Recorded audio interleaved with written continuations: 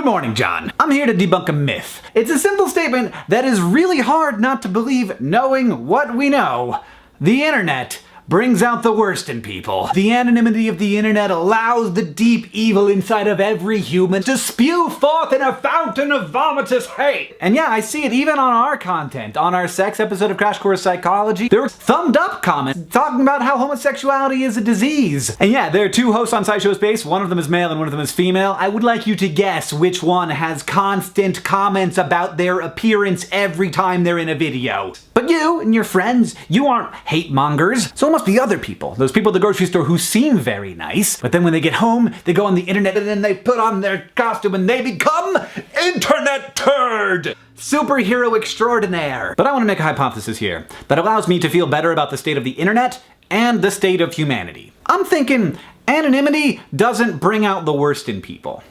It just brings out the worst people. Imagine, if you will, a D-bag. He's racist and he's sexist, he doesn't like people, and people also don't like him. On average, he speaks to about 0.02 human beings in the real world per day. This human is entirely invisible. We have no idea they exist. But on the internet, he not only gets to express his views to lots of people, those people then engage with him. It's a kind of exercising of power. He gets to get a rise out of people. This person isn't like a sweetheart all day long and then goes home and becomes a D-bag.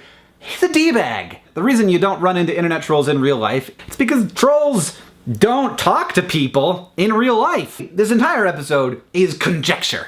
I've got no research to back this up, but it would be fairly easy research to do because I think internet trolls would be super excited about filling out surveys that graduate students in psychology gave them, because it seems pretty likely to me that at least a good portion of them are narcissists. And honestly, I think understanding this and understanding those people is really important because I think the narrative of the hateful internet negatively affects the culture of the internet. People believe that the internet is a hostile place and that comments are a hostile place. The result is that fewer and fewer normal, not trolly people interact in those spaces and they get worse and worse. While at the same time we prove over and over again that the internet can actually be a place where lots of really cool and great things happen. But if we all think that the internet is less great than it is, it will become less great. And my even greater worry is that people will look at the comments of a YouTube video and say, look, a third of these people, at least, are just terrible. They're bad people. And then by extension, those people will assume that a third of all people are terrible and that all social spaces are hostile and antagonistic, which is very not the case. Just imagine for a moment that 100,000 people gather in a room.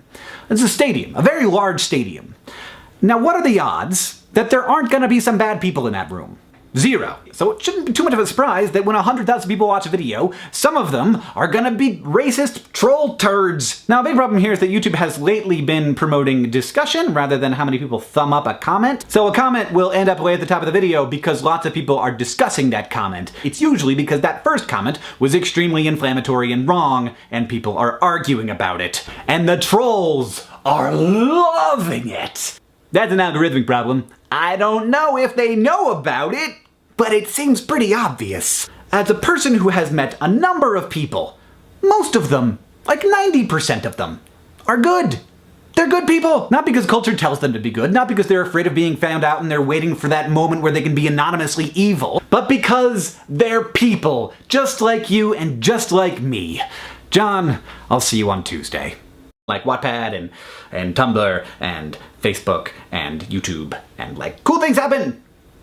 Wikipedia! For Christ's sake!